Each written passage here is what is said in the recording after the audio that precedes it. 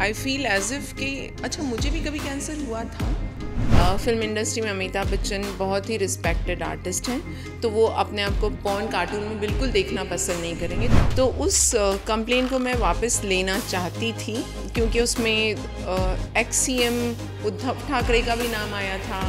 राम गोपाल वर्मा क्या छपते होंगे, उनसे ज़्यादा तो मैं न्यूज़ बना लेती हूँ, फ्रंट पेज छपती हूँ, भी बिना पैसे दिए। राखी को उस वक्त मुस्लिम बनने का उसके दिमाग में चढ़ा था कि चलो मैं मुस्लिम बन जाती हूँ। उसी बीच थोड़ी सी बोल्ड इमेज बन गई, थोड़ी नहीं काफ़ी।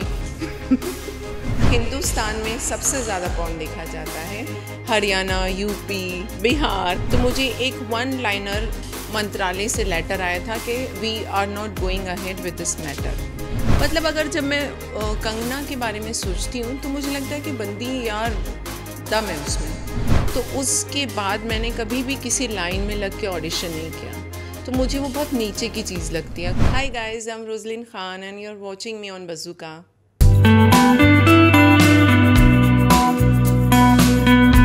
Hello guys, this is Aryan Rajput and आज हमारे साथ एक ऐसी शख्स जुड़ी है जिन्होंने अपने करियर की शुरुआत तो एज ए मॉडलिंग से किया था एंड देन उन्होंने बॉलीवुड की फिल्मों में काम किया एंड लेटर ऑन वो अभी सोशल मीडिया पे बहुत बड़ा नाम बन चुकी है and I am talking about Rozlyn Khan. Hi. Hi Rozlyn ji, कैसी है आप? बिल्कुल अच्छी। तो आप अभी बताइए अपनी तबीयत के बारे में, तबीयत वगैरह सब ठीक है आपकी? यस, बहुत अच्छी है। ओके तो अगर हम बात करें आपके पोस्ट कैंसर की, आपने अभी कैंसर रिकवर कर लिया है, तो post cancer when you look back, जिस दिन आपको पता चला था कि आपको कैंसर है, तो उस दिन आपका क्या रिएक्शन था, आपका, आपके फ्रेंड्स, फैमिली का? उस वक्त तो ना एक होता है कि किसी को, एक हेल्दी इंसान को ऐसे पता चलता है कि उसको कैंसर आया, तो ज़मीन तले होती है ना, पैरों तले ज़मीन खिसक गई थी। पर आज अगर मैं सोचती हूँ तो मैं इस कैंसर को एज अ जोक लेती हूँ। आई फील एज इफ़ कि अच्छा मुझे भी कभी कैंसर हुआ था, तो हंसी आ जाती है। और ऐसा कभी कभी ऐसा लगता है कि क्या ये सपना है, शायद मैं बिल्कुल वैसी ही हूँ जैसी मैं पहले हुआ करती थी। बट ठीक है, this is also a new normal, जो जिसमें मैं आज भी खुश हूँ।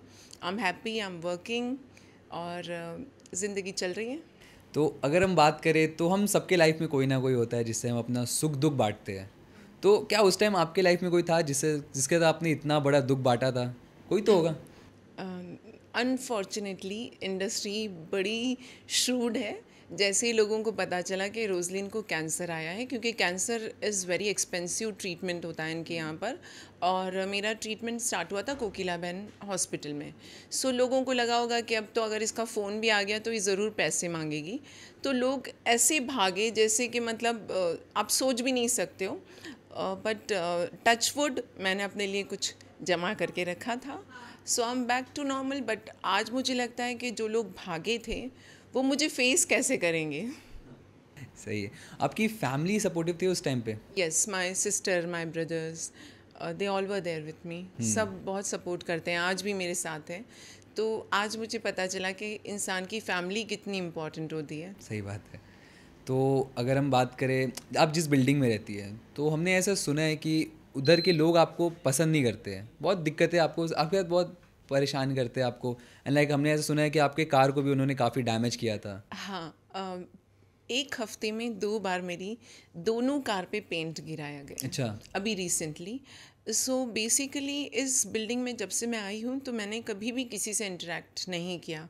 मैं हमेशा अपनी लाइफ में बिज़ी रहती हूँ। मैं थिएटर करती हूँ, मैं अपना जिम करती थी, और मैं बिकॉज़ मैं उस वक्त जब मैं इस बिल्डिंग में आई, उस वक्त मैं अच्छी खासे लेवल पे जिमनास्ट हो गई थी। सिर्फ बैक फ्लिप मारना बाकी था, बाकी ऑलमोस्ट मैंने सब कुछ कर लिया था। तो मैं अपनी लाइफ में इतना बिज़ी थी कि मुझे नहीं पता कि मेरे फ्लैट के बगल में कौन रहता है, मेरे नेबर्स कौन है। तो आज जब जैसे मैं बीमार हुई तो मैं उस बिल्डिंग में रहने लगी, मैं घर में रहने लगी। तो मैंने नीचे देखा, इधर उधर देखा, मैंने कोशिश की कि मेरे आसपास कौन रहते हैं। तो उनका बिहेवियर बहुत स्टेप मदरली रहा मेरे साथ, और मुझे नहीं लगता कि ऐसा इस तरह से कोई बिहेव कर सकता है, स्पेशली उस टाइम पर जब मैं बहुत फिज़िकली बहुत टूट चुकी थी। तो आज मुझे लगता है कि 7-8 मंथ्स जो मैंने झेला है इस बिल्डिंग में, तो मुझे लगता है कि अब उसका हिसाब बराबर करने का टाइम आया है। सो अब मैंने फाइनली कुछ पुलिस कंप्लेंट्स की है। So let's see how it goes. तो आपको क्या लगता है इसके पीछे का कारण क्या होगा? वो लोग आपको क्यों पसंद नहीं करते आपकी सोसाइटी वाले? मुझे इसलिए नहीं पसंद करते हैं, सिंपल सी बात है कि जब कोई एक्टर होता है या जब कोई पब्लिक फिगर होता है और वो अचानक से अपनी एक स्टैंडर्ड होती है हमारी, आपको पता है कि हम ड्रेसिंग करना, मेकअप करना, और सडनली मेरे बाल चले गए and I use to wear pyjama और टी शर्ट, और मेरी कंडीशन ऐसी थी कि मैं बैक से बैठ नहीं पा रही थी बिकॉज मेरा बैक में स्पाइन में D9 पर कैंसर आया था। तो जैसे ही उस पर रेडिएशन स्टार्ट हुआ तो मेरी बैक बहुत वीक हो गई थी। तो लिटरली मुझे कार में बैठते वक्त और उसमें से उतरते वक्त मुझे किसी की सपोर्ट चाहिए होती थी।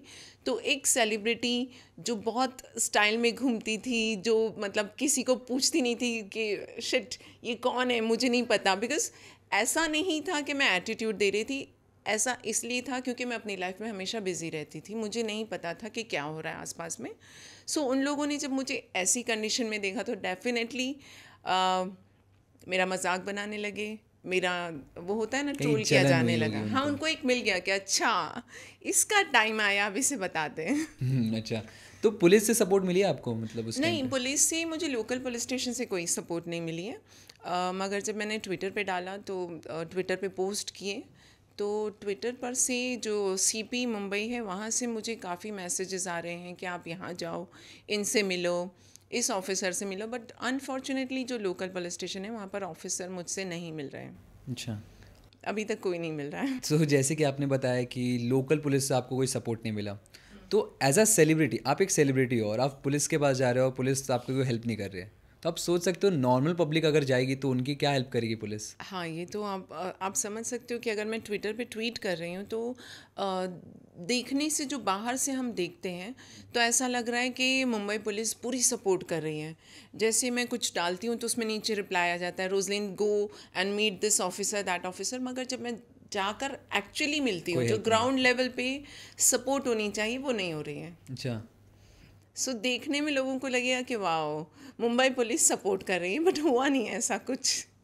तो अगर मैं बात करूँ तो अगर बहुत पहले की बात है ये 2013 की आई गेस, तो आपके साथ कुछ ऐसे ही सेम इंसिडेंट हुआ था, आपकी किसी नेबर ने आपके साथ कुछ सेक्सुअल असॉल्ट किया था, तो वो क्या था हुआ था? उस बीच थोड़ा सा माहौल चेंज हुआ है, आप समझ सकते हो आजकल पॉलिटिकल भी चेंज हुआ है, कुछ हमारी लॉ में भी चेंजेस आई हैं, जैसे लॉ एंड ऑर्डर जो पहले थे वो आज नहीं रहे।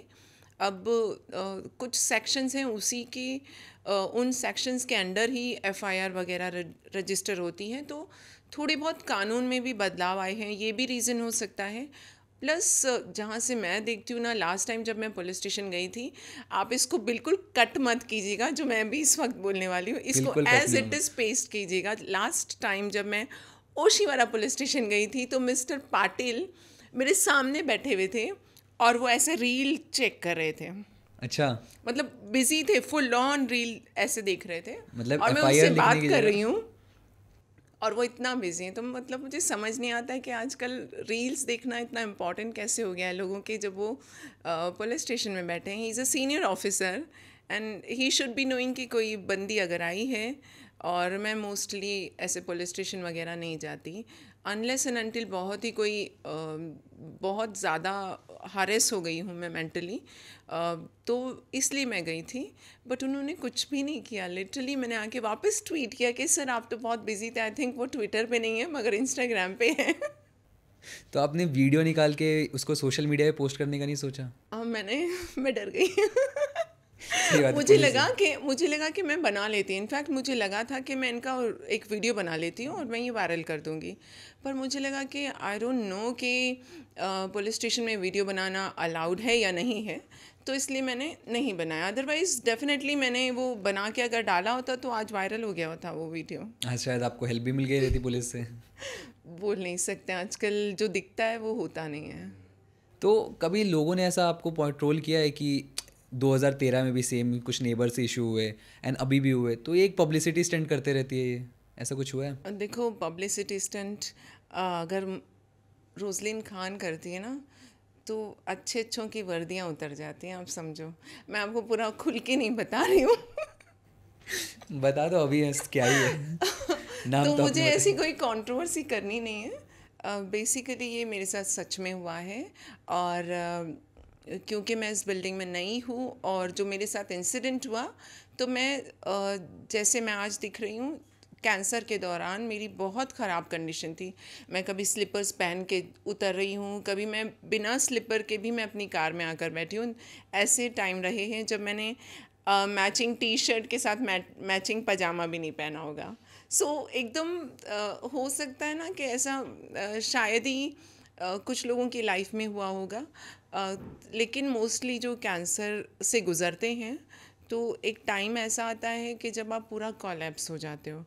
बेसिकली जब 3 ट्रीटमेंट एक साथ मुझ पे हुए थे, तो मेरी बहुत ख़राब कंडीशन थी। मतलब मैं अपने आप को, मैं ये बोल सकती हूँ कि मैंने 8 दिन तक के अपना मुंह भी नहीं धोया होगा। मैंने सिर्फ वेट वाइप यूज़ किया है, मुझे वो दिन भी याद है। और मैंने अपने बेड पर बैठ के ब्रश किया है। मैं बेड से उतरी भी नहीं हूँ, तो मुझे वो दिन भी याद है। सो आप समझ सकते हो उस कंडीशन में अगर कोई ट्रोल करता है और फिर वो इंसान बच के सब कुछ फेस करके वापस आता है, तो अब मेरा भी तो टाइम आ गया ना। बहुत बड़ी बात होती है। तो अभी जैसे कि आपने कैंसर के बारे में बताया, तो कुछ समय पहले हिना खान ने भी इंस्टाग्राम पे पोस्ट शेयर किया और उन्होंने बताया कि she is suffering from cancer. तो आपने कभी सोचा हिना खान से बात करे या फिर हिना खान से कांटेक्ट करे कुछ? नहीं, हिना खान को स्टेज 3 पे कैंसर है। और I think she is also been treated by the same doctor, doctor Mandar Natkarni from Kokilaben hospital. So stage 3 इतना कॉम्प्लिकेटेड नहीं होता है। क्योंकि मेरा तो मेटास्टैटिक हो गया था, तो डॉक्टर्स ने हाथ ऊपर कर दिए थे। डेफिनेटली उनके पास ऑप्शंस काफ़ी हैं। वो अपने आप को बहुत इजीली सेफ रख सकती हैं, और दिख भी रही हैं आजकल। तो कीमो के दौरान वो आजकल मुझे भीड़ में घुसती भी नज़र आती हैं, जबकि अगर उनके फॉलोअर्स उनको इस कंडीशन में देखेंगे और उनको फॉलो करने जाएंगे, तो वो कैंसर के साथ खेलने लग जाएंगे। क्योंकि जब कैंसर होता है उस दौरान कैंसर के कुछ प्रोटोकॉल्स होते हैं। डॉक्टर्स आपसे कहते हैं कि अगर आपकी कीमोथेरेपी चल रही है तो you have to keep wearing mask and don't go in public, which she is doing. और अगर ऐसा मुझे लग रहा है कि वो बहुत गलत मैसेज जा रहा है इस वक्त। तो काफ़ी लोगों ने हिना खान को ट्रोल भी किया कि she is using her cancer to gain publicity. तो कहीं आपको लगता है ये सच है, हिना खान कर रही है ऐसा? पहले जब शुरू में लोग ट्रोल कर रहे थे तो उनके बाल नहीं गए थे। तो मोस्टली जब थर्ड कीमो होती है उसके बाद बाल जाते हैं, या सेकंड में भी कुछ लोगों के चले जाते हैं। तो उस वक्त जब वो ट्रोल हो रही थी तो मुझे नहीं अच्छा लग रहा था। मुझे लग रहा था कि लोग उससे बहुत जल्दी बहुत कुछ एक्सपेक्ट कर रहे हैं। बट देखा जाए तो आज मैं जो देख रही हूँ वो डेली ब्लॉग बनाती है और कैंसर को इस तरह से फ्लॉन्ट करने लगी है कि मुझे लगता है कि अब तो नहीं। वो आपने यूट्यूब देखा पे था छाई बीच हुई में, है। हाँ, बीच में आपने देखा था नहीं, पूनम पांडे बिना कैंसर हम्म। के मर गई थी। जी तो जी मुझे जी। लग रहा है किसी ना किसी दिन इनका भी ऐसे कुछ अलग और किसी लेवल पे न्यूज़ चली जाएगी। तो पूनम पांडे ने जब ये पोस्ट डाला था कि उनको कैंसर है एंड ऐसा, पूनम पांडे मर चुकी है, ऐसा डेथ हो चुका उनका, तो उस टाइम आपका क्या रिएक्शन था? उस वक्त मुझे थोड़ी देर के लिए सच लगा था। और ये बात आई थिंक 7-8 मंथ्स पहले की है, जब ये पूरा पूरा किस्सा हुआ था पूनम पांडे वाला। तो मुझे उस वक्त लगा था कि शिट, लगता है ये इलाज नहीं करवा पाई। और मुझे वो सच लगा था। 24 घंटे मैंने ऐसे गुजारे थे। मैं दिन भर उसके बारे में सोच रही थी कि शिट, पूनम पांडे कैसे मर सकती है। और बाद में पता चला वो प्रकट हो गई हैं। अचानक से पता चलता है this is just a PR activity. तो जब ये सब होने के बाद हिना का आया, तो जैसे वो फ्लॉन्ट कर रही है छोटे बाल बड़े बाल, कभी ये कभी वो, तो लोगों को लगता है कि यार ये तो झूठ बोल रही होगी। पर आज जैसे मैं देख रही हूँ ना, तो मुझे लगता है कि ये तो लोग कैंसर को भी यूज़ करने लग गए क्या, पब्लिसिटी के लिए। आप अगर सोचो कि कोई कैंसर पेशेंट आज उसकी स्टेज पर है और उसके घर वाले उससे कहते हैं कि देखो वो तो हिना जो है वो तो काम भी कर रही है, जाओ तुम काम करो। तो बेचारों की हालत बहुत ख़राब हो जाएगी। आप समझ सकते हो कि कैंसर पेशेंट काम नहीं कर पाते एंड और उनको क्राउड में जाना अलाउड ही नहीं है। सो ये गलत मैसेज जा रहा है। सो जैसे कि पूनम पांडे ने अब बताया कि उनको कैंसर है and then later on she said कि मैं सिर्फ बता रही थी कि कितना डेंजरस है। तो डू यू थिंक इन्होंने कैंसर जैसी बड़ी बीमारी, खतरनाक बीमारी को एक मजाक बना के रख दिया है? हाँ, उसने मजाक ही तो बनाया था कि उस पूरी न्यूज़ में क्या तुमने ये देखा था कहीं पे कि अ, जो कैंसर से जिससे उसकी डेथ हुई, जो उसने बताया, उस कैंसर की डिटेल्स कुछ भी नहीं चल रही थी, किसी भी न्यूज़ चैनल पर नहीं चल रही थी। सिर्फ एक न्यूज़ आई थी कि पूनम पांडे की डेथ हो डेथ गई हो गई है। और सबको शॉक मिल गया, उसने काम किया। तो अब कहाँ से अवेयरनेस के लिए क्या चीज़ें हैं, कुछ नहीं बोला जा रहा था। सो कुछ लोग एक्चुअली, जहाँ से मैं देखती हूँ, मुझे लगता है कि उसको एक एक स्प्लिट पर्सनालिटी वाली बीमारी है कि वो कभी कुछ और बन जाती है, कभी कुछ और बन जाती है, उसको कुछ याद नहीं रहता। फिर वो अपने अपने आप में वो होता है ना, अपने आप पे अपनी बड़ाई करना कि यार मैंने तो तीर मार दिया, मैंने तो मतलब मैं सब इंडस्ट्री में जगह कुछ चली उखाड़ लिया गई है। और लोगों को पता चल गई, ये न्यूज़ इंटरनेशनल लेवल पे गई और नेशनल लेवल पे। सो इतना कुछ करने के बाद भी उसे बहुत अच्छी तरह से वो कह रही है कि यार मैंने तो बहुत तीर मारा है, बहुत बड़ा। तो हंसी आती है ऐसे लोगों की सोच पर और ऐसी चीज़ों पर कि गलत करने के बाद भी लोग खुश रहते हैं और बोलते हैं कि यस मैंने तो बहुत बड़ा काम किया है। सब पब्लिसिटी गेम है। हाँ, पब्लिसिटी का। तो पब्लिसिटी से याद आया, बिग बॉस पर क्या टेक है आपका? कभी मौका मिला है बिग बॉस के घर में जाने का? बिग बॉस के लिए मेरा इंटरव्यू हुआ था 2019 में और मैं एंडमॉल के ऑफिस में गई थी। एक कोई उनके प्रोड्यूसर थे, उन्होंने मुझे बुलाया था। तो 1 राउंड ऑफ इंटरव्यू फिनिश हुआ। उस वक्त अध्यान सुमन भी थे वहाँ पर, उनका भी इंटरव्यू हुआ।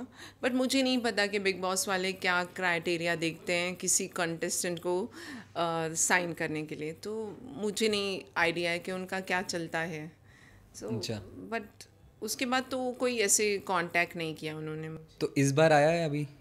नहीं, इस बार नहीं आया। तो इन फ्यूचर में अगर मौका मिले आपको तो आप जाना चाहोगे बिग बॉस में? मुझे अगर टीआरपी बनानी होगी तो बिग बॉस से ज़्यादा बड़ी बाहर बना लूँगी। तो सलमान खान से बड़े तुम्हें लगता है कि मतलब रोज़िन खान अगर किसी दिन ये कोशिश करे कि उसे कंट्रोवर्सी करनी है तो मेरा दिमाग तो मतलब ऐसे चलने लगता है। मगर मैं ऐसा कुछ करूँगी नहीं। मैंने अब सोच लिया है कि अब सीधे रास्ते पर चलना है। बहुत कुछ झेल लिया, बहुत कुछ हो गया। कंट्रोवर्सी में तो आप राखी से अगर कंपेयर किया जाए तो नहीं, राखी थोड़ा सा चीप कर देती है। अच्छा। हाँ देखो, कंट्रोवर्सी के भी लेवल होते हैं, चीप कंट्रोवर्सी, डिसेंट कंट्रोवर्सी और क्लासी कंट्रोवर्सी। तो मेरा वो जो नीचे का लेवल है वो नहीं है, थोड़ा सा ऊपर वाला तो है। नीचे के लेवल में आप कह रहे हो कि राखी उनमें आती है? अरे मतलब मुंह खोलते हैं और कुछ भी बोल देते हैं, वो नहीं होता ना। अच्छा। आप किसी से लड़ाई करते हो तो कम से कम स्टैंडर्ड की करो, लोगों को देखने में मज़ा तो आए। ये कैसी तुच्ची किस्म की लड़ाई होती है। तो अभी उनका और आदिल का जो हुआ था, तो उस पर आपका क्या टेक है? मुझे लगता है कि दोनों एक दूसरे को यूज़ कर रहे थे। दोनों तरफ से पब्लिसिटी बनाई जा रही थी, पर अनफॉर्चुनेटली वो पब्लिसिटी में से कुछ ज़्यादा गंदगियाँ निकल आई, तो अब एक दूसरे पे केस भी चल रहा है। जो उन्होंने नहीं सोचा था कि इतना निकल जाएगा। राखी मस्ट बी थिंकिंग कि कोई भी वीडियो ऐसे वायरल कर देगी तो मेल की इज़्ज़त नहीं होती। ऐसा नहीं होता, एक आदमी की भी इज़्ज़त होती है। आप किसी भी आदमी के इस तरह के फ़ोटो, इस तरह के वीडियोस वायरल नहीं कर सकते। There is a law. तो ऐसा नहीं होना चाहिए। इंडिया में ये बहुत अजीब सी चीज़ है कि सिर्फ औरत की इज़्ज़त होती है, आदमी की कोई इज़्ज़त नहीं। So finally she is got a slap. उसको पता चल गया कि अगर तुम किसी आदमी की इज़्ज़त ऐसे उछालती हो तो उसके लिए आपको कुछ ना कुछ तो भरना पड़ेगा। तो राखी सावंत ने कई बार आपको भी मॉक किया है, तो आपने कभी पलट के जवाब देने का सोचा उनको? राखी जब अनफॉर्चुनेटली राखी मेरे टच में उस वक्त आई थी जब मैं कैंसर से गुज़र रही थी और उसने मेरी सिस्टर से दोस्ती की। मैं उससे सिर्फ एक बार मिली हूँ, हाय हेलो टाइप्स हुआ मेरा उससे। तो राखी का भी एक अजीब सा किस्सा है मेरे साथ। कुछ बताना चाहोगे? राखी को उस वक्त मुस्लिम बनने का उसके दिमाग में चढ़ा हाँ था कि चलो मैं हाँ। मुस्लिम बन जाती हूँ, तो उसे अबाया की ज़रूरत थी। तो अब मुस्लिम तो मेरी सिस्टर और हम ही थे, तो शी सेड कि चलो कुछ अबायाज मुझे चाहिए। सो आई थॉट कि मैं तो पहनती नहीं हूँ, सी मैं मुस्लिम हूँ but I don't believe in wearing abayas and all, but we do have good contacts. तो मैंने कहीं से किसी डिज़ाइनर से बात की और उसके लिए अबायाज मंगवा दिए। और वो बंदी जैसे आप लोगों को सबको पता था, रियल लाइफ में वो अबाया नहीं पहन रही थी, लेकिन जब वो मीडिया के सामने जाती थी तो उसे हर दिन एक नया अबाया चाहिए। सो जब उसको 3-4 अच्छे ब्रांडेड मिल गए और उसे टैग करना था उस ब्रांड को, तो टैग तो उसने किया नहीं और अबाया लेके गायब हो गई। सो मैंने उसे काफ़ी मैसेजेस किए कि राखी वापस कर दो, तो वो तो एकदम डिसअपियर हो गई। तो मुझे बहुत हंसी आई कि हमारी फिल्म इंडस्ट्री में जो लोग अपने आप को सेलिब्रिटी बोलते हैं वो 25-30 हज़ार रुपये के अबायास लेके ऐसे गायब भी हो जाते हैं। तो इसीलिए मैंने तुमसे कहा कि यहाँ पे चीफ कंट्रोवर्शियल होते हैं, उसमें चीप होते हैं, डिसेंट होते हैं और क्लासिक क्लासिक कंट्रोवर्सी होती कंट्रोवर्सी है। होती है। तो क्लासिक कंट्रोवर्सी में आप किसको रखते हो? सो देखो, जैसे चीप कंट्रोवर्सी तो हो गई अपनी राखी राखी सावंत। राखी सावंत। थोड़ी सी डिसेंट कंट्रोवर्सी में अभी तक कोई मिला नहीं है मुझे, लेकिन जो क्लासिक कंट्रोवर्सी है वो है एक ही क्वीन है हमारी इंडस्ट्री में। बंदी की इतनी क्लासिक कंट्रोवर्सी होती है बॉस, मतलब वो हेडलाइंस बनाएगी तो पूरे जो हमारे हरियाणा के हरियाणा के जैसे किसान हो गए उन पर बना देती है। कभी वो राहुल गांधी पे राहुल कंट्रोवर्सी कर गांधी भी बना लेती है, तो देती है। उसे कहते हैं क्लासिक कंट्रोवर्सी। तो उस पे तो हम चलिए आते हैं आगे, बट अगर आपके हम जर्नी की बात करें, आपने शुरुआत एज अ मॉडल किया था एंड लेटर ऑन आपने बॉलीवुड की फिल्मों में काम किया, तो वो जर्नी के बारे में अगर आप कुछ कहोगे तो कैसा रहे? अनफॉर्चुनेटली मुझे हमेशा कंट्रोवर्सी के लिए न्यूज़ मिली। मैंने 3 मूवीज़ की, देखो आपको भी नहीं पता होगा अभी तक। So, अगर आप सर्च करोगे तो मेरी फर्स्ट मूवी जियो सिनेमा पर पड़ी हुई है। आपकी एक सुधीर मिश्रा के साथ भी आई थी। यस, तो मेरी मूवीज़ जो आई हैं उनके बारे में कोई नहीं जानता। मेरे प्रोड्यूसर्स का लॉस हुआ है मतलब। एनीवेज, आप मेरी 3 फिल्म हैं जो देख सकते हो, जिसमें से एक जियो सिनेमा पर है। और मैं अपनी लाइफ में हमेशा काम नहीं बल्कि अदरवाइज़ न्यूज़ में रही हूँ। तो मुझे लगता है कि एज एन आर्टिस्ट जहाँ मैं जाना चाहती थी, जो मुझे चाहिए था वो नहीं हुआ। लोग मुझे कंट्रोवर्सीज़ के साथ ज़्यादा जोड़ते गए, जबकि मैं अच्छी आर्टिस्ट हूँ। तो मुझे लगता है कि कभी कभी आपकी लाइफ में ऐसा होता है कि आप इंटेलिजेंट हो मगर सक्सेसफुल नहीं हो, और कुछ लोग जो सक्सेसफुल हैं वो बेवकूफ़ भी होते हैं। तो यहाँ जिसका जुगाड़ चल गया उसकी गाड़ी चल गई। तो आपके अगर बॉलीवुड जर्नी की बात करें, जो आपकी एक्टिंग की जर्नी थी, तो आपने एक कैरेक्टर प्ले किया था सविता भाभी का, तो वो कैसे मिला था आपको? वो कैरेक्टर जैसे मेरी बहुत बोल्ड पिक्चर्स मैं क्लिक करवाती थी। जैसे कोई भी इंसान जब इंडस्ट्री में आने की कोशिश करता है जिसने अपने आप को कभी न्यूज़पेपर में नहीं देखा, तो उसे लगता है कि मैं कैसे न्यूज़पेपर में आऊँगी, मेरी न्यूज़ कैसे छपेगी। तो उस वक्त मुझे कुछ पीआर मिल गया, उन्होंने कहा कि हम तो तुम्हें ऐसे ही छपवा देंगे, ये पहन लो, वो कर लो, ये कर लो। सो मैं करती गई and I was a teenager. तो मुझे लगा ठीक है यार, मैं तो छप रही हूँ। एकदम से दिमाग 7वें आसमान पे चला गया और मैंने वो करना शुरू किया जो वो बोलते रहे। तो उसी बीच थोड़ी सी बोल्ड इमेज बन गई, थोड़ी नहीं काफ़ी।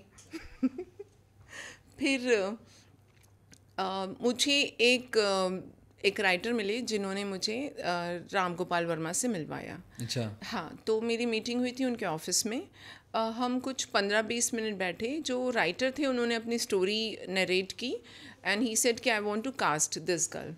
सो इतनी हमारी मीटिंग हुई और वो आगे नहीं बढ़ी, उसके बाद कुछ नहीं हुआ। फिर किस्से को तो हमने वहीं छोड़ दिया, क्योंकि मैंने भी फॉलो अप नहीं किया। मुझे लगा कि राम गोपाल वर्मा क्या छपते होंगे, उनसे ज़्यादा तो मैं न्यूज़ बना लेती हूँ, फ्रंट पेज छपती हूँ, वो भी बिना बिना पैसे दिए।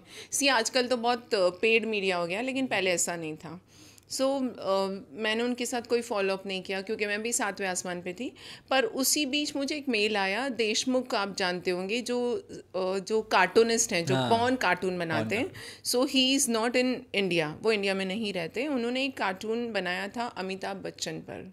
उसके बाद उन्होंने मुझे अप्रोच किया। हालांकि अमिताभ बच्चन ने फिल्म इंडस्ट्री में, अमिताभ बच्चन बहुत ही रिस्पेक्टेड आर्टिस्ट हैं, तो वो अपने आप को पॉर्न कार्टून में बिल्कुल देखना पसंद नहीं करेंगे। तो उन्होंने कुछ नोटिस भेज दिए थे, लीगल नोटिस।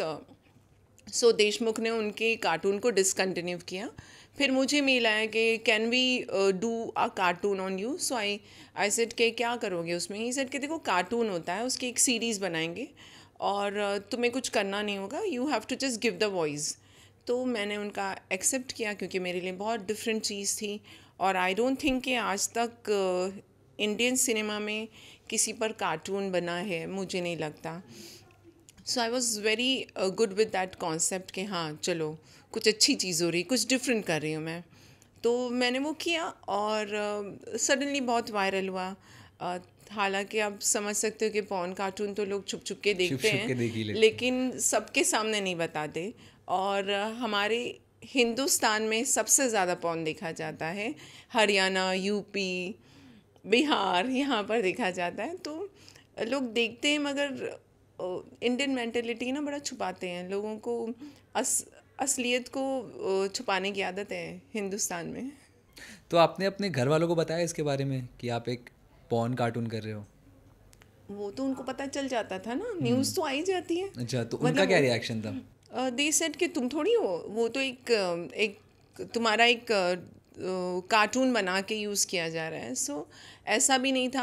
आजकल तो एआई आ चुका है, तो एटलीस्ट वहाँ तक तो नहीं पहुँचा था। सबको पता था कि एक कार्टून बनाया जाएगा। दे वर ओके, ठीक है। तो जैसे कि आपने बताया कि आप काफ़ी बोल्ड फोटोज़ खिंचवाती थी, अपलोड्स भी करती थी, तो किसी डायरेक्टर या प्रोड्यूसर ने आपको अप्रोच किया था फॉर कास्टिंग काउच, ये सोच के कि ये तो बोल्ड शूट करती है तो may be she is okay with it? वो उस वक्त नहीं हुआ, बिकॉज दे वर नोइंग कि ये ऐसे ही छप जाती है, इसको फिल्मों की नहीं पड़ी। इनफैक्ट मुझे उस वक्त, जब मैं एज अ टीनेजर, जब मैं आई थी 2012-13 में, तो उस वक्त मुझे लग रहा था ठीक है ना, ये लोग क्या छपते होंगे, मैं इनसे ज़्यादा नोन हूँ, मुझे क्या पड़ी है। फिल्म मिलती है तो ठीक है, otherwise I was doing all big shows. Like मैंने काफ़ी शोज़ किए हैं, सुनील ग्रोवर के साथ, गोविंदा जी के साथ, मलाइका अरोरा के साथ में। तो उस वक्त मेरे पास काम था, I was doing stage shows, तो मुझे इतनी पड़ी नहीं थी। बट रिसेंटली 2019 की बात है, उस वक्त रणदीप हुडा की एक मैनेजर हैं, पांचाली चक्रवर्ती, तो उनके साथ मैंने एक कॉन्ट्रैक्ट किया। उन्होंने मेरे साथ एक कॉन्ट्रैक्ट किया। हाँ, मेरे साथ नहीं, रणदीप हुडा के साथ नहीं। उनकी जो मैनेजर है, वो अपनी एक टैलेंट मैनेजमेंट की एक उनकी टैलेंट मैनेजमेंट कंपनी है, वो चलाती हैं। उसमें आर्टिस्ट को वो साइन करती हैं। I was signed exclusively for 2 years, and I was not supposed to go to media. I was not supposed to meet any director or producer. और वो ही उन्होंने मुझे कहा कि मैं ही तुम्हारी मीटिंग कराऊंगी, या जैसे भी जो भी होता है, आई विल बी सीइंग कि तुम्हें अच्छी मूवी में कास्ट किया जाए। उसके बाद आई थिंक 2019 में कोरोना आ गया था, कोरोना कोरोना। वायरस का। हाँ, देर वॉज लॉकडाउन, और उसी बीच उनसे मुझे पता चला कि there is this inspector Avinash जो बन रही है, उसके जी लिए जी। मुझे शॉर्टलिस्ट किया गया है। मैंने अपना ऑडिशन क्रैक कर लिया है। आई वॉज़ वेरी हैप्पी कि वाओ, फाइनली मैंने जो काम किया था और मुझे एक बड़े बड़े प्रोजेक्ट में काम मिल रहा है।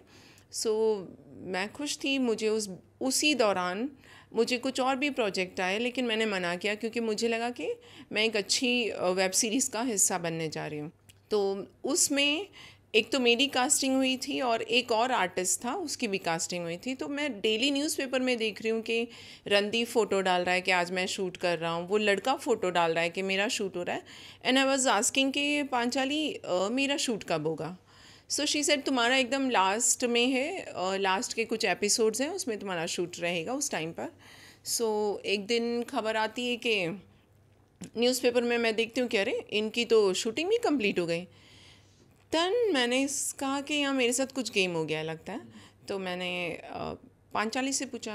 देन पांचाली ने मुझे कहा जो अभी तुम मुझसे पूछ रहे थे ना, कास्टिंग काउच, शी सेड के जो इनके प्रोड्यूसर हैं उनको आपको एंटरटेन करना पड़ता और तुम उसके लिए मना कर देती। तो मैंने कहा कि तुम ये जो मुझे बोल रही हो इसे लिख कर भेज दो। शी सेड कि मैंने तुम्हारे लिए सब कुछ कर दिया था लेकिन तुम वहाँ आकर फंस गई। तो मैंने उनसे पूछा कि तुमने मुझे शुरू में बता देना चाहिए था ना, but she was playing game. और जैसा कि मैंने उनके बारे में अंदर अंदर सुना था तो मुझे लगा कि हाँ शायद ऐसा कुछ होता है यहाँ पर। अच्छा। क्योंकि मुझे ही काम नहीं मिला जब मैंने इंस्पेक्टर अविनाश देखी, और जो मैंने जिस लेवल पे ऑडिशन किया था, जो मैंने एक्टिंग की थी, तो मुझे लगा कि शिट, ये जिस लड़की को कास्ट किया गया है उसकी डबिंग भी शायद किसी और ने की होगी, मुझे तो ऐसा लगा। ओके। तो ऐसा लगता है कि इस इंडस्ट्री में ना बहुत सारे जुगाड़ होते हैं कि कभी कोई लड़की फाइनेंसर के साथ अच्छे रिलेशन बना लेती है तो प्रोजेक्ट में आ जाती है। कभी जो एक्टर होते हैं, लीड एक्टर, उनसे दोस्ती कर लो तो आपको कास्टिंग हो जाती है आपके इजीली, या फिर आप कोई प्रोड्यूसर फ्रेंड बना लो तो आपको काम मिलता रहता है। तो इस तरह के जुगाड़ बहुत चल रहे हैं। तो मतलब इंस्पेक्टर अविनाश के टाइम पे आपको डायरेक्टली कांटेक्ट नहीं किया था, बट इनडायरेक्ट वे में आपसे पूछा गया था कास्टिंग काउच सी के मेरे लिए? पास में इतने सारे मैसेज पड़े हुए हैं, और जितनी बार मैं पांचाली से मिली तो वो मुझे पहचानती है, मुझे जानती है कि ये बंदी किसी ऐसी चीज़ों में नहीं आने वाली है। क्योंकि डेफिनेटली मेरा कैरेक्टर देख ही लिया होगा उन्होंने, उनको पता होगा कि कोई इसे ज़रा सा इसके साथ कोई बदतमीज़ी कर देता है तो ये सीधे पुलिस स्टेशन चली जाती है। तो अगर मैंने इससे ऐसे बोल दिया कि ये सब कुछ करना पड़ेगा तो ये तो बिल्कुल जाके मीडिया में बोल देगी और मेरा भांडा फोड़ देगी, हो सकता है सामने वाले पर एफआईआर हो जाए। सो उसको आइडिया आ चुका था कि ये इन चीज़ों में बिल्कुल नहीं पड़ेगी। तो जब आपको आपको मतलब वेब सीरीज़ मिल रही थी, आप ऑडिशन भी दे रहे थे, फिर इंडस्ट्री से एक सडन ब्रेक क्यों? कुछ इंसिडेंट हुआ था ऐसा कुछ?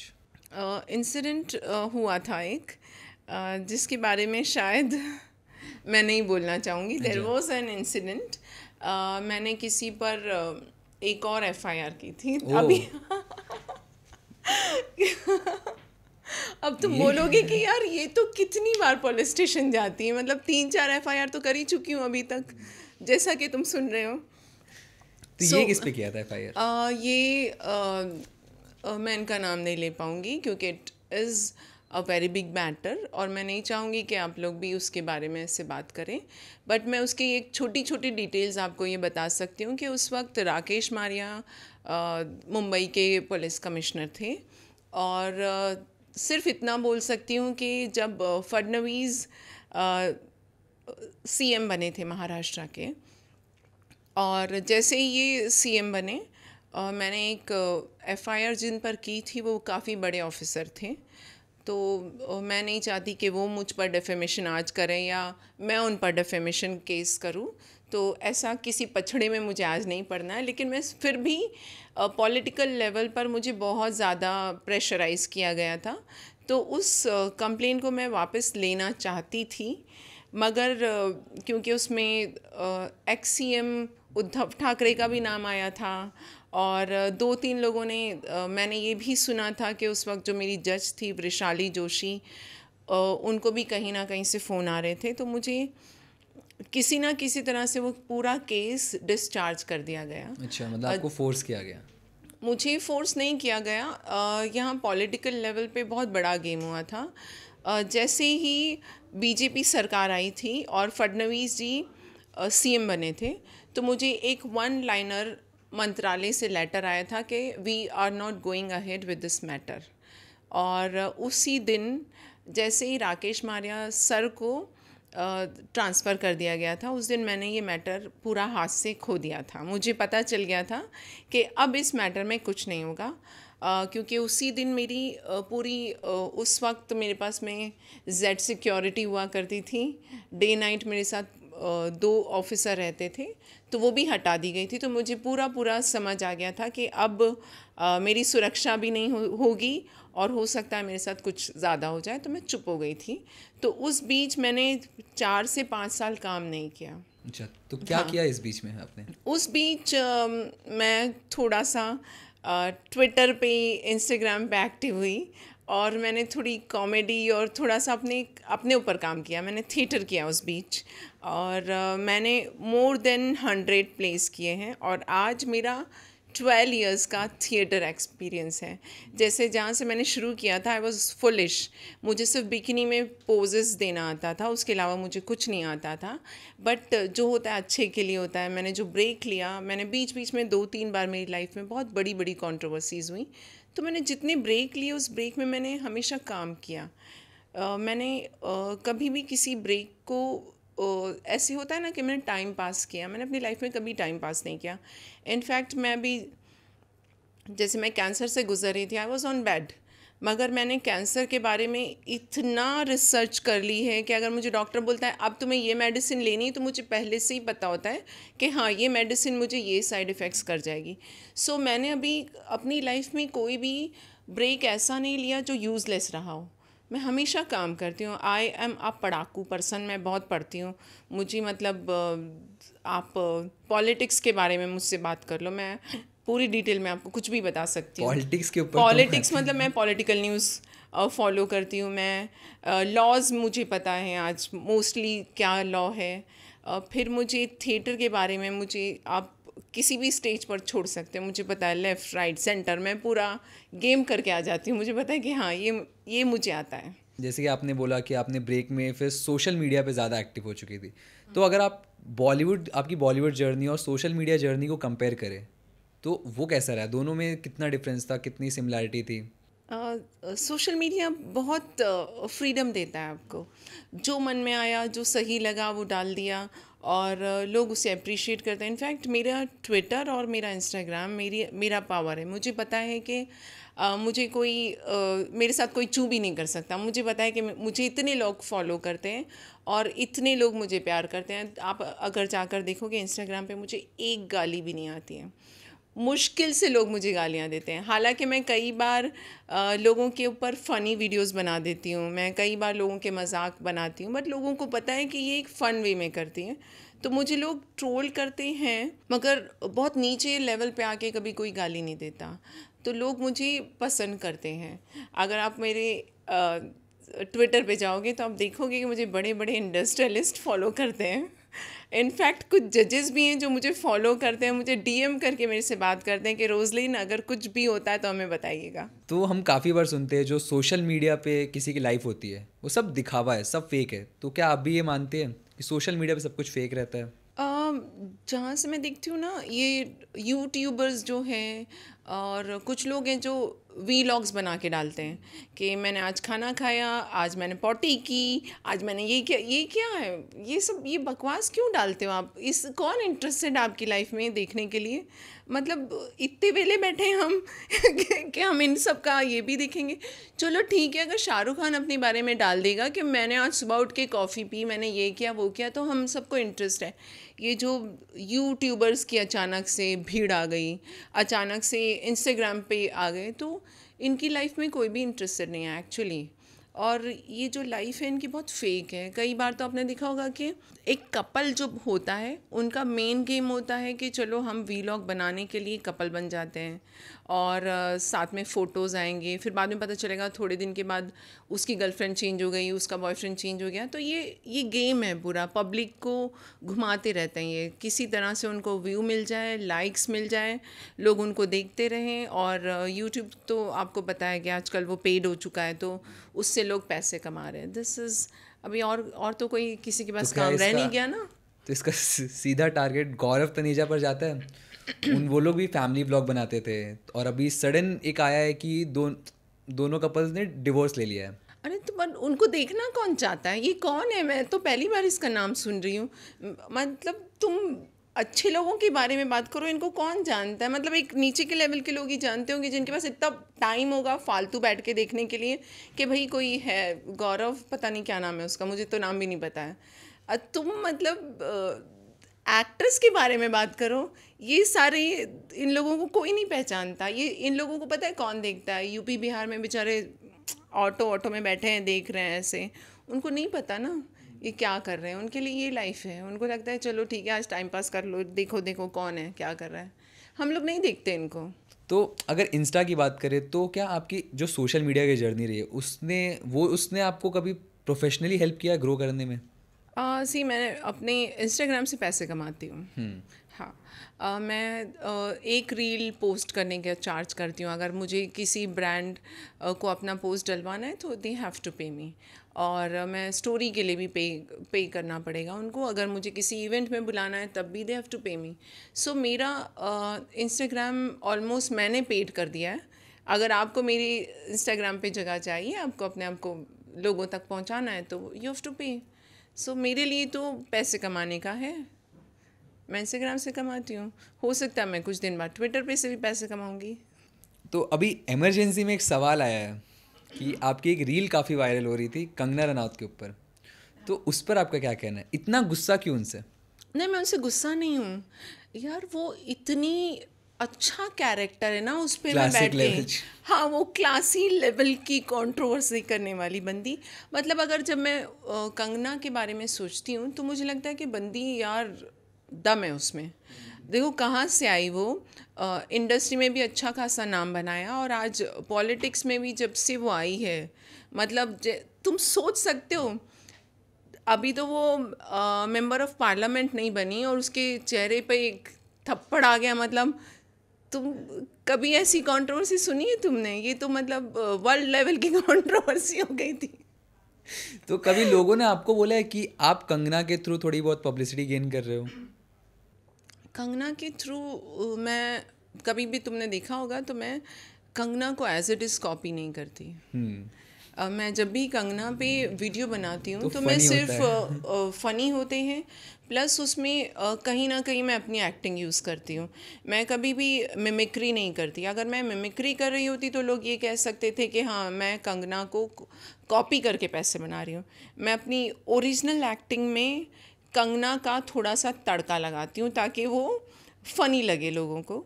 और इनफैक्ट आजकल लोग जब मुझे वैसे भी बात करते हैं ना, तो कभी किसी का गलती से फ़ोन भी आता है तो लोग पूछते हैं, अच्छा तो कंगना पे दूसरा वीडियो कब आ रहा है?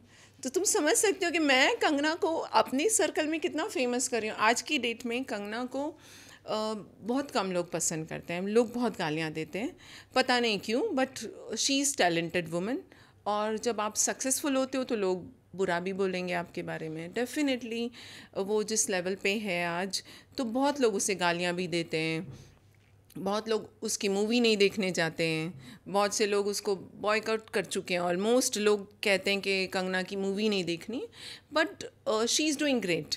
और मेरे लिए तो वो बहुत अच्छा एक कैरेक्टर है जिस पे मैं 2 घंटे भी लिख सकती हूँ और 2 घंटे बात कर सकती हूँ। सबसे बड़ी प्रॉब्लम कंगना की है कि उसे डायमेंशिया हो गया है, क्योंकि उसको लगता है कि ना कल क्या बोला था उसको आज भी याद नहीं रहता है, फिर वो परसों क्या बोलेगी उसको वो भी याद नहीं रहता है। सो रोज़ एक मसाला मिल जाता है। अच्छा, इसने कल बोला था और ये आज भूल गई है, मगर मुझे याद है। तो जब कंगना को थप्पड़ पड़ा था तो उस टाइम आपका क्या रिएक्शन था? एक थोड़ी क्या? हम तो सब यही बोल रहे थे कि ये तो सही हुआ इसके साथ। मतलब मोस्टली लोगों को लगा कि यार इतना भी क्या तुम किसी को इतना भी तो थोड़ा तो बख्श दो यार, तुम भी गलतियां करते हो, हम भी करते हैं। तो तुम ऐसे क्या कि किसानों के पीछे नहा धो के पड़ गए? तो फिर उनकी भी देखो, जय जवान जय किसान तुमने सुना है, तो वहाँ जवान भी थी और किसान भी थी, उसने दोनों ने मिलके एक साथ जड़ दिया। तो अगर कंगना की बात चली रही है तो अगर कंगना की बात करूँ तो उन्होंने नेशनल अवार्ड जब से जीता है उसके बाद उनकी बैक टू बैक सारी फिल्में फ्लॉप हुई है। तो इस पर आपका क्या टेक है कि अब उनको रुक जाना चाहिए? अब जो पॉलिटिक्स में घुस चुकी है तो पॉलिटिक्स में ही रहे? नहीं, मुझे लगता है ना कंगना अपने आप को वेस्ट कर रही है। She is extremely talented. और सबसे बड़ा प्रॉब्लम मुझे जहाँ से एज एन एक्टर मैं देखती हूँ, तो मुझे लगता है कंगना ने एक अच्छे डायरेक्टर की बात सुननी चाहिए और एक अच्छा राइटर लेना चाहिए, because she is one person जो इंडस्ट्री में बाकी जितनी भी एक्ट्रेसेस हैं उनको टक्कर दे सकती है। बट कंगना के शायद आसपास के लोग नेगेटिव हैं, या वो उसे वहाँ नहीं पहुँचाना चाह रहे हैं जहाँ वो पहुँच सकती हैं। तो मुझे नहीं लगता कि कंगना को ये अपना करियर छोड़ना चाहिए। मुझे लगता है कि मूवीज़ करनी चाहिए। She was very good. तो अभी जैसे कि वो पॉलिटिक्स में घुस चुकी है, तो आपको लगता है कि वो उनका एक्टिंग करियर फ्लॉप चल रहा था, सो अपना करियर को रिवाइव करने के लिए पॉलिटिक्स में घुसी है? वो वैसे तो हम सबको वही लग रहा है, अब पता नहीं, लेकिन अ, जैसे उनकी मूवीज़ के लिए प्रोड्यूसर भाग रहे थे, जैसे मैंने लास्ट टाइम बनाया था कि प्रोड्यूसर्स लोटा लेके भागे, वो डेफिनेटली मेरे पास में उनके बहुत सारे टच में हैं। जैसे कि लास्ट टाइम भी थे उनके प्रोड्यूसर्स, तो मुझे पता चला था कि जी वाले भाग गए, कभी मुझे पता चला कि अच्छा धाकड़ वालों के पास पैसे नहीं हैं, इनका ऑफिस का ये प्रॉब्लम चल रहा है। तो मेरे कॉन्टैक्ट्स हैं, जो मेरे लोग हैं, उनसे मुझे पता चलता है कि अच्छा अब इसकी फ़िल्म के लिए ऐसा हो गया इसके साथ।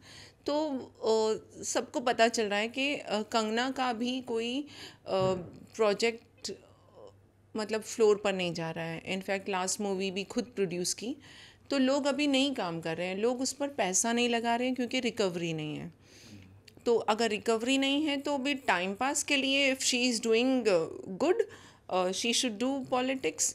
पर जैसे उनको लगता है कि हाँ मैंने कुछ अच्छी इमेज बना ली, मेरे पास फाइनेंसेस हैं, then she should come back to movies. मुझे नहीं लग रहा कि वो ना ज़्यादा दिन विधानसभा में बैठ नहीं पाएगी यार। वो ना जितना बोलती है हमेशा, वो एक एज एन एक्टर बात करने लग जाती है, उसे पता नहीं चलता है कि वो कहाँ बैठी है और क्या बोल रही है। सो वहाँ पर अजीब अजीब एक्सप्रेशंस वाले उनके फ़ोटो आते हैं ना, उनको देख के मुझे हंसी आ जाती है। एज एन एक्टर मैं फील कर पाती हूँ कि यार ये ना कहाँ जाके फंस गई होगी, ये कौन कौन से ये पॉलिटिशियंस हैं जो पिछले 20 साल से 15 साल से पॉलिटिक्स कर रहे हैं, तो उनके आगे कंगना का टिकना बहुत मुश्किल होगा। ओके, सो अगर पॉलिटिक्स की बात चली रही है, तो हमने काफ़ी बार देखा है कि आप भी काफ़ी एक्टिव रहती है पॉलिटिक्स में। आप भारत जोड़ो यात्रा के टाइम पे भी काफ़ी एक्टिव थे इंस्टाग्राम पे, तो आप उस पर आपका क्या टेक है? बचपन से ना मैं गांधी को बहुत फॉलो किया है मैंने। तो मुझे नहीं पता कि गांधी जी, आज लोग बोलते हैं यहाँ पर, जैसे लोग बीजेपी वाले हो या कंगना हो, गांधी जी को कोई रिस्पेक्ट नहीं करते, बहुत से लोग बड़ी इंसल्ट करने लग गए हैं।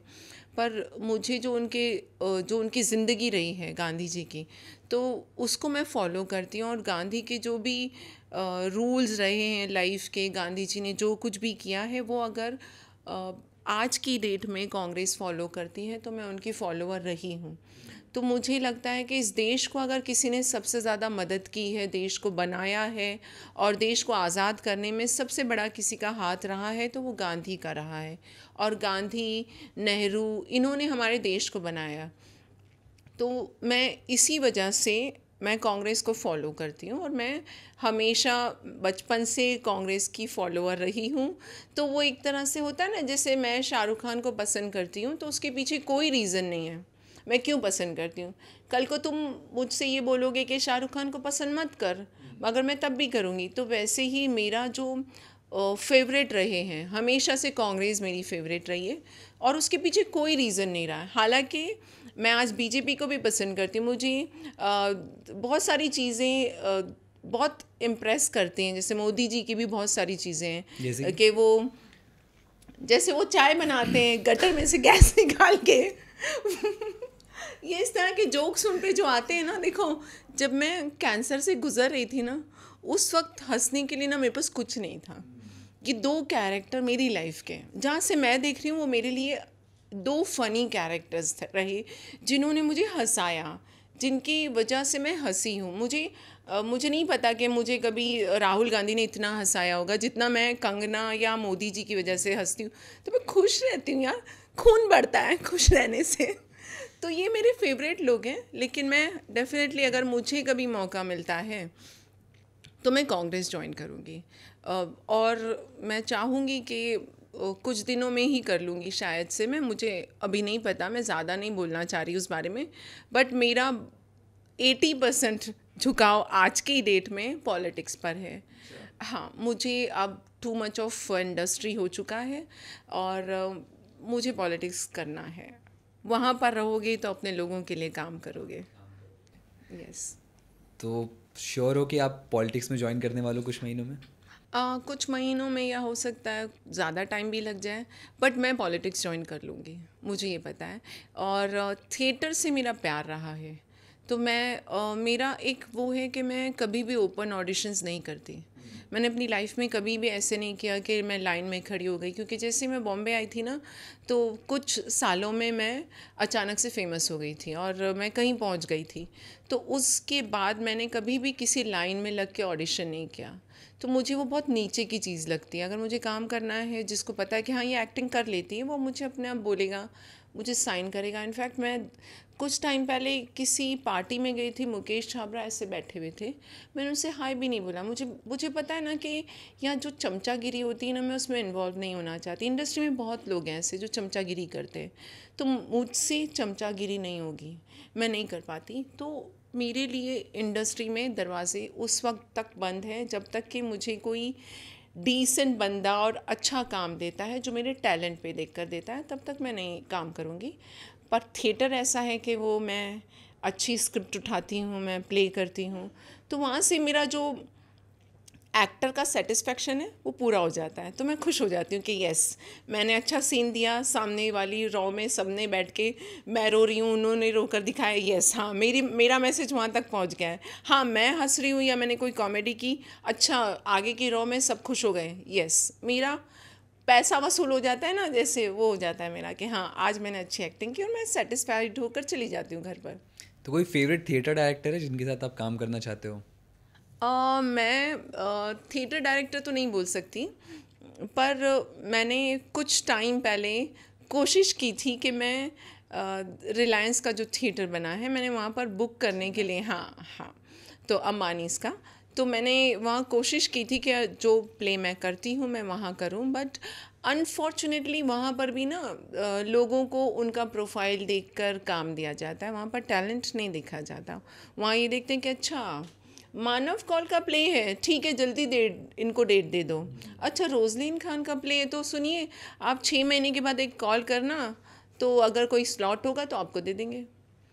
तो यहाँ पर ऐसा चल रहा है। अच्छा, मतलब इंडस्ट्री में तो चलता है, वो तो सबको पता है, बट थिएटर में भी ऐसा हो रहा है? हाँ, मेरे पास मेल पड़ा है, तुम चाहो तो मैं दिखा भी सकती हूँ।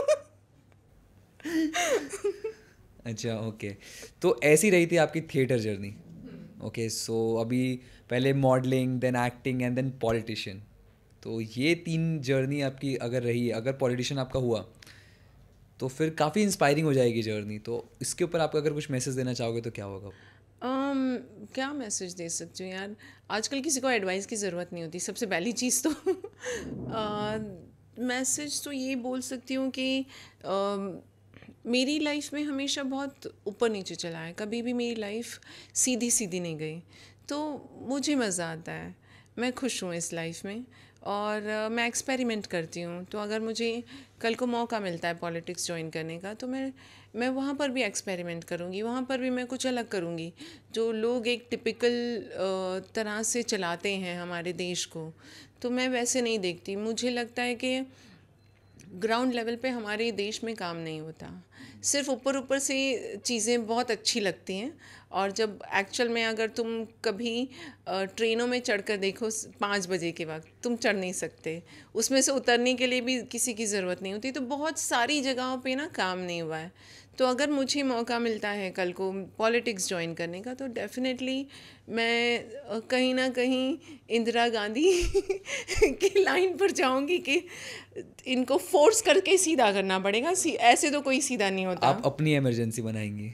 हाँ, वो अभी फ़िलहाल देखते हैं कि कंगना की इमरजेंसी कैसी जाती है।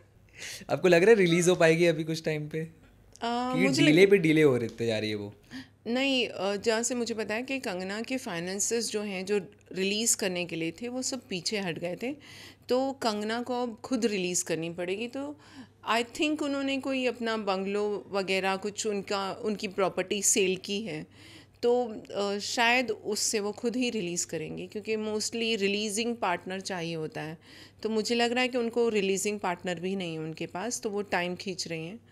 रिलीज़ होगी तो हमें पता चलेगा कि क्या आता है उसका। मोस्टली तो मैं आपको अभी से प्रेडिक्शन दे देती हूँ कि फ्लॉप ही होगी। तो ये मेरा लास्ट सवाल है, एंड आपके फैंस आपको अभी कहाँ देख पाएंगे?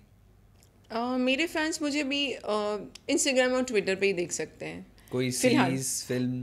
नहीं, अभी मैंने जैसे तुम्हें बताया था कि अगर मुझे कोई अच्छा रोल मिलेगा, कहीं मेरी बात चल रही है, अगर मुझे अच्छा रोल मिलेगा तो मैं डेफिनेटली काम करूँगी।